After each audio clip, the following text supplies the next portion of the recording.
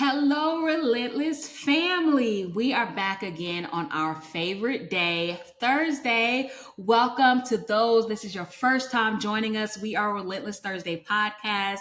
I am your host, Kenyetta, and I'm also the counselor and founder of Relentless Counseling. So, welcome if this is your first time, and if this is your fifth time, 20th time, 81st time, because we have 81 episodes, then welcome back. And we are glad to get back where we talk about how to live our best life, how to get to our best self. We talk about ways of how to walk on this relentless journey of walking in our purpose, understanding the call that is over our life, and learning how to love ourselves unconditionally. That is what this podcast is about. We have an open platform where we get vulnerable, we get open, and we learn how to be comfortable with the uncomfortable, to take ourselves to the next level. We go deeper, we stretch, and we push ourselves because we are relentless. It's not about what happens to us. It's not about why things happen to us, but it's about how we respond. It's about how we continue to get back up and learn from every season of our life, every choice that we made, every mistakes that we've made internally or externally, to be able to move forward to get to our best self. We're continuing to learn about ourselves constantly, day by day. And every day is a new day where we get to know something else that we didn't know before about ourselves, about our higher power, and what we are aligned to. So I'm excited as always. You know, this is my favorite day of the week. And this is an even more special day because today is the first episode of season 3. I cannot believe it. I'm always in awe each season. From season 1, I was in awe of being able to start the podcast. Season 2, I was in awe, and I'm still in awe in season 3 because I know of the growth that we've had together as a relentless family, and the growth of where God is taking us in our lives individually and collectively, that He continues to push. He continues to do the impossible in our lives. And I am so grateful of this shift, this transformation. Every season of my life, I'm understanding, even the good seasons and the challenging seasons, I'm understanding them more and more, that they're both are needed in my walk and in my purpose and in the calling that God has on me. And I know that He is doing the same thing for you in your journey. And I'm so excited that we get to do this. And every day, or each birth year, each calendar year, I do a lot of reflection, and I do a lot of time where I am spending more intimate, more intentional time with God, and how He's leading me in different situations and different emotions that I'm feeling, and just feelings in general. Is I'm learning to have a different type of relationship with my feelings over the past maybe 6-7 years. And I think it's good as we go into season 3, as we start this first episodes, to really talk about what those feelings are and what they mean in different levels and different stages of our life. And what I've learned over about different emotions, especially strong emotions, and I know we mentioned this before in previous episodes, that there is no such thing as a bad emotion or a negative emotion, that we have strong emotions, but they're all needed and they all work together. And what I love about that, even with my feelings, is that I can feel strong emotions where I can feel broken, feel overwhelmed, feel sad, feel angry, maybe feel anxious, and maybe at times feel depressed. That even with those emotions that I'm feeling, is that I'm never alone, and that I don't have to feel those things alone, that it's not necessarily there to hinder me or to hurt me, but to also give me a different understanding of who I am. And most importantly, an understanding of who God is. And I was listening to, in my reflection of getting ready for season 3, I was listening to Chandler Moore. And those of you who do not know him, he is an amazing, amazing artist. He's Grammy award winning. He sings with the Maverick City. He has his own albums. He's just an amazing person. He has this gift on him, not just in singing, but there is a call on his life, and he is so anointed, and I just enjoy listening to him. But I was listening to one of his albums called Feelings, and one of the songs on there is actually called Feelings. And he's talking in this song, and it just resonated with me so much about how much my connection with my emotions, how many connections that I am making with my feelings, and building a healthier relationship with those things. And that song resonated with me. He's talking through it. So it's like him telling his story in this song. And if you get a chance, please listen to it. It's called Feelings. Again, his name is Chandler Moore. And what resonated most, that kind of really inspired this episode, is when he talked about suffering and how when we suffer, that we don't have to suffer alone, that God can be there with us through suffering, and that we allow him to push with us in the suffering and our brokenness, that it becomes a healing that we could have never gotten before without that suffering, without that breaking.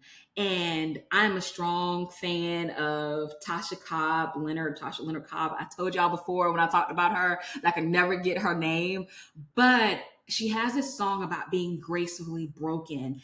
And I've been connecting those dots when it comes to suffering, comes to my emotions, and comes to brokenness and what that means, especially in different seasons of our life.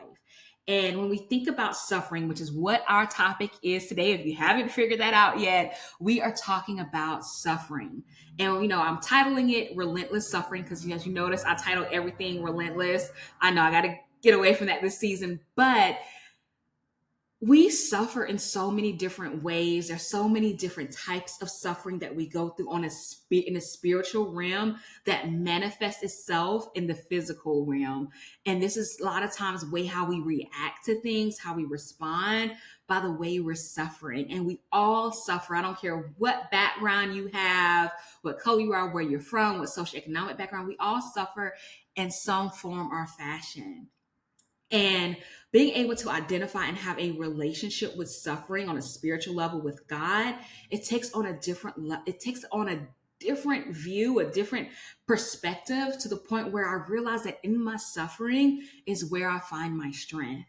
It's where, for me, and I know everyone is different, for me, when I'm suffering or if I'm being broken, it's where I see God the most. It's where I understand God the most. And I see him in every aspect of my life. You guys know my faith is very strong and that I really hold on to it and I cultivate it. I learn from it. I lean in it.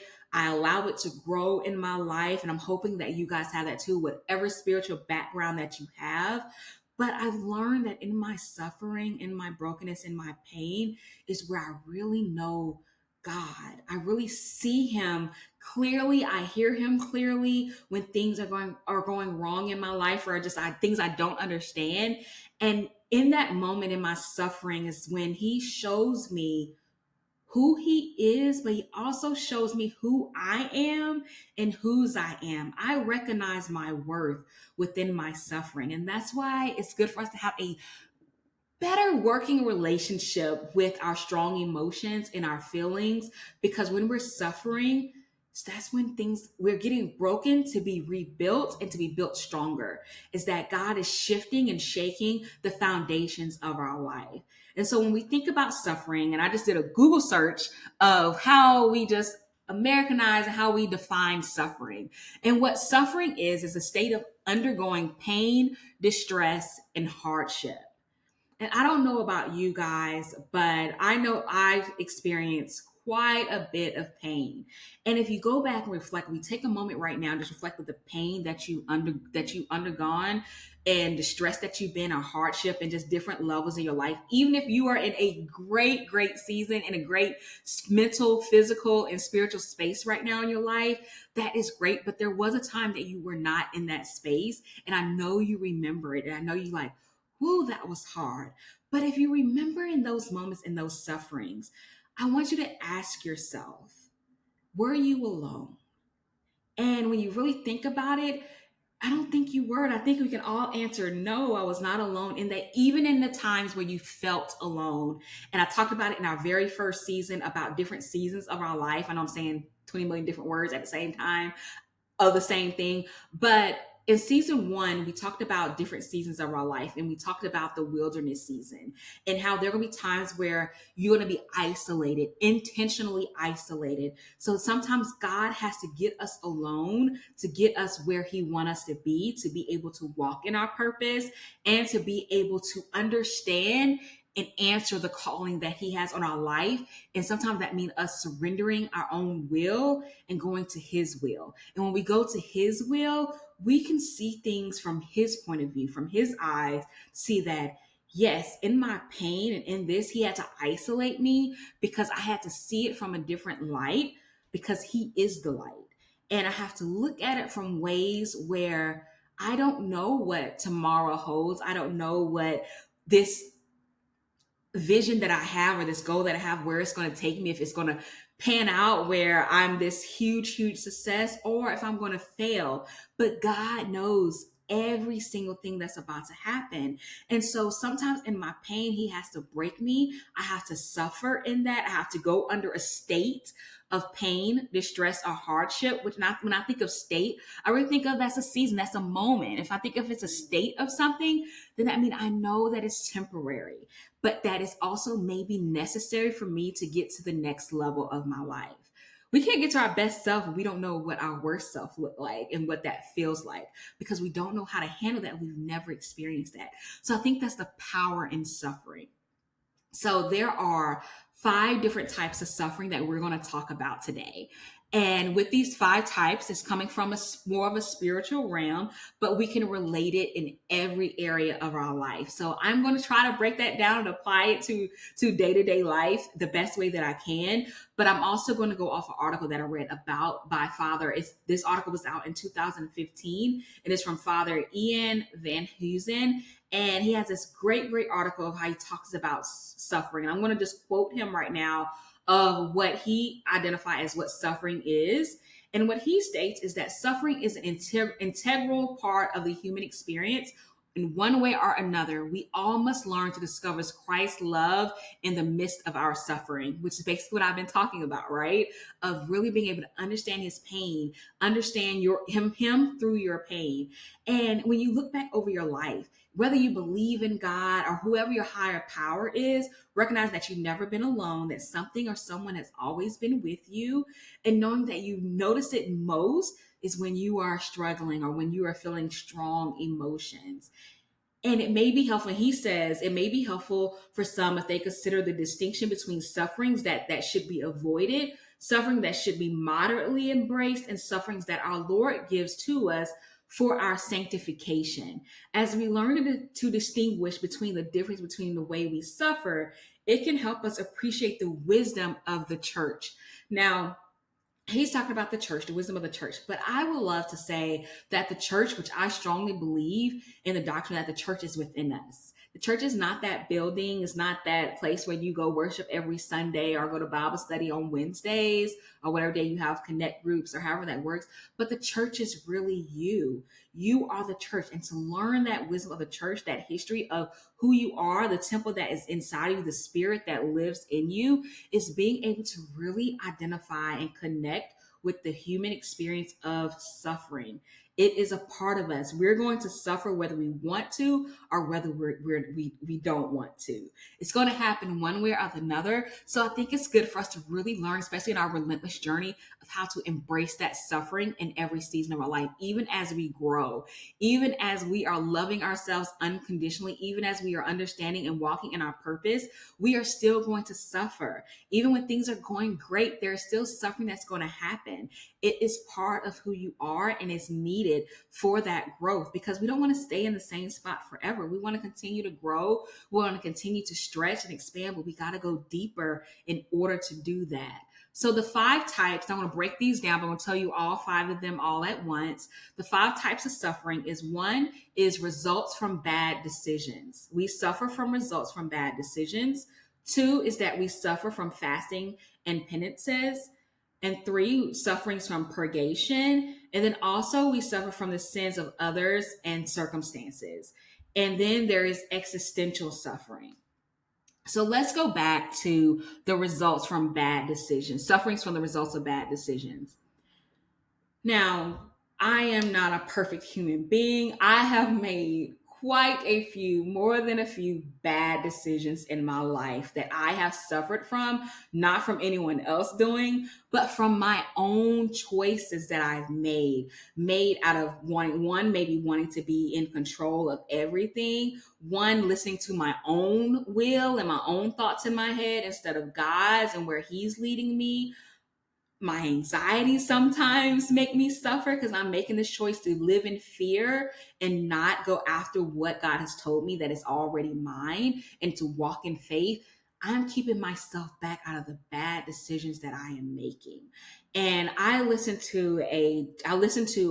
told you guys, I listen to a lot of podcasts. I read a lot of books. I'm always in the posture of learning and getting knowledge, and I listened to Jerry Flowers' podcast. If you've not heard his podcast, please listen to it. I do believe he comes on every Thursday as well. He has Therapy Thursdays. And last week he had a podcast episode on stop expecting you from them. And I think this is something that we all get caught up with.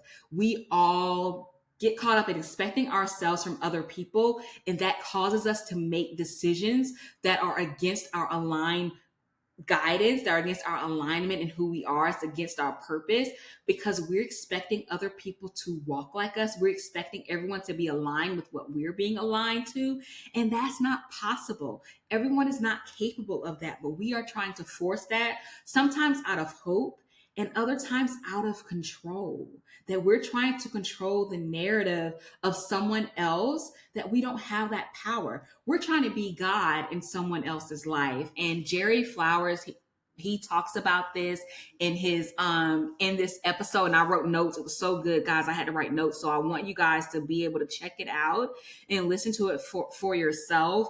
But he talks about, and one thing that he mentioned in this podcast, which I think this is where we make mistakes, and this is where we make bad decisions and we suffer from our own bad decisions, is that we exaggerate our place in someone else's heart, that always, no matter what, is going to lead us to heartbreak.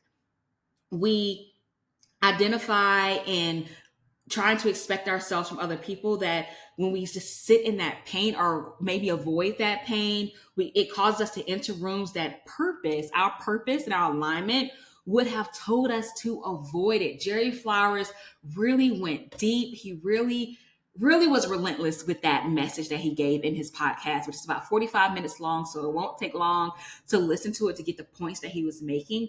But we make a lot of we suffer from a lot of our own bad decisions because we're running from something. We're running from our feelings. We're running from being able to accept it. And we're running from the will that's over our life out of fear, out of pain and trauma that has been caused. And we're so scared that it'll happen again. So we're avoiding it. And so we're placing up guards and barriers over our life. And that's not what we're created to do. We are created to set boundaries and be able to walk in those boundaries where we're open for good and love, but be able to have discernment to be able to understand what's not for us or who is not for us. And I think that's why we suffer from bad decisions, because our ego, I like to say, it's in our throat sometimes, and it just comes up and we just regurgitate on it. But we think that it's our strength. But our ego is really not our strength. It is really hindering us from really reaching the impossible or allowing things to work with us and for us. And our ego allows things to work against us and allow us to open the doors to pain and things that we weren't supposed to open. But we think that I got this, I can do this, I'm strong enough. And no, we are not strong enough. Honestly, guys, we are not strong at all without the help of our Lord and our higher power. We are nothing without him. We are nothing at all without his guidance, without his will over our life. And we have to be able to trust that and trust him to be able to, when we make bad decisions, make sure we can bounce back, because we suffer from our bad decisions, but we keep making the same decision over and over again because we keep walking in that fear, that we keep going around this hamster wheel expecting a different result, but we don't realize, like, all I got to do is step off the hamster wheel. We're not doing that. And that's why we're suffering. We're choosing that struggle. And Father Ian Van Hansing says that, when it comes to bad decisions, we have all made bad decisions in either our health or relationships, which causes both us and others to suffer. So we are not the only ones suffering when we make bad decisions. We are also causing other people to suffer as well, which leads to that number 4 of types of suffering is from the sins of others and circumstances. We're double work here in our suffering when we make bad decisions and continue to make those decisions, because we are not only hurting ourselves, but we are hurting the people that are connected to us. We are hurting the people who love us, who admire us, who looks up to us. We are also hurting the people who never met us before. There are people that are assigned to you. There are things that are assigned to you that you don't even know about yet, that your name is being spoken in rooms that you haven't even heard yet. And that you have been in, but they know you. But if you start making bad decisions, then that cuts you off from the opportunities and blessing that you would have later in those seasons that you don't know about yet, that has already been planned and worked out for you. And also, you may be blocking the blessings and favor on someone else's life and causing them to suffer. And what it all boils down to is obedience. Are you being obedient to what God is telling you? Are you being obedient to where God is leading you in your life? Or are you continuing to allow your past, allow your pain, allow other people who wasn't capable of loving you, allowing them to continue to dictate and hinder you? When are we going to stop playing God?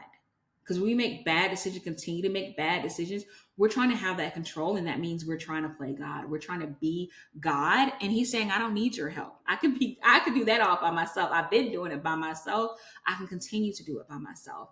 And a lot of times we have to learn how to suffer by releasing that and identifying what those bad decisions are. It's not always everybody else, but we have to make better choices. Now, the next one is fasting and penances. This is when we are fasting and it comes from beneficial to our spiritual health and even our physical health as well. When we are fasting in moderation, we're fasting because, I want to be able to walk in God's glory, or I want to be able to find successes here. I want to be able to have better health, eating habits, or whatever they like. I'm getting toxic in a certain area and I need to fast from it to release this control over it. So it doesn't matter if you believe in God or if you don't, we still can fast. And fasting, we always associate fasting with food, but it doesn't have to be with food. Fasting can be from social media, that it's becoming toxic, it's becoming more powerful, it's taking over my life. I am promoting so much energy into it that it is having control over every other aspect of my life, that I can't make decisions without comparing myself to other people and what they're doing and what their success is. And so fasting from that can be a form of preparation for your healing, fasting from food, fasting from people that no longer serve you, fasting from movies or any other type of technology, fasting from certain types of food that is hindering you from moving forward because you are stuck on it and that's taking power from you. Whatever that is, that we need to do that. And that's a part of suffering, because we are sacrificing something that we're so used to, that we're doing because it's been a habit, that we got to be able to, I got to release this. I got to do this in moderation, or I got to release myself completely from this, because if I don't, this is taking me away from my alignment with the people that I love, my work, my ability to use my gifts, my ability to walk in my purpose, my ability to love myself, and it can be taken away from the ability to answer the call on your life. So we have to make sure that when we are fasting and we're suffering, knowing that it's a suffering, but make sure we're doing it that's in a reasonable amount. Now, the third one is suffering from purgation. And what this means is letting go of patterns and habits that we are so used to. And a lot of these things that we need to let go of is old behavior that is not serving us, that is detrimental to us, letting go of past mistakes, purging from holding on to grudges, from resentment, sufferings, and needing to purge from negative self-talk, with our own self, that we need to purge from that. And so what this doing is allowing us that we need to unlearn old behavior. We need to be able to learn how to show compassion and forgiveness, sitting in our process of what that looks like, of healing, of getting to our best self, sitting in that, knowing that it's okay to not be okay. And that's purging. And these things that I am mentioning, you guys, we have been doing it for now we're in the third season. So we've been doing it for 2 seasons. So we've been doing it for 2 years. We can continue to do it because these things that we're doing of purging is difficult. Unlearning old behavior and old patterns is hard. Whether that's good or negative, it is hard and it's challenging because this is the known for us. This is what we've learned how to cope with. We learn how to work around. We learn how to defend ourselves around these patterns. And our body is like, this is what we stuck with. I got to do this. And it's hard to let that go, to the point where even good things start to feel uncomfortable when you're so used to the bad things, or you're so used to the bottom falling out. You're waiting for that. Okay, when's the bottom going to fall out of this? Or when's things going to go bad? Oh, there you go. That happened. I knew it was. And our worth is kind of set in that when we don't purge. And when we're not purging and not really initiating or opening ourselves or inviting that type of suffering in, we are losing, and we're going to stay in a place where we're stuck, and we're not going to get to our best self and where we want to be. And then we're losing our alignment with our higher power. We're going to lose with alignment with people in our life that's there to help grow us, to help push us to that next level, because we're going to be going backwards, and we don't want that. So I would rather suffer with God and purging than to suffer without purging these things that is tearing me up and becoming toxic and poison to me physically, mentally, spiritually, financially, all these areas. And we think that these are separate areas, but they are all connected some way or some form. We all need these foundations in our life to survive, and we got to make sure that they are aligned. And when they're not, everything falls apart. And what I love about when we're suffering and we're purging is that there are times when we can really focus on ourselves and get a deeper connection with who we are. And give me 1 second, guys. I got to get some water.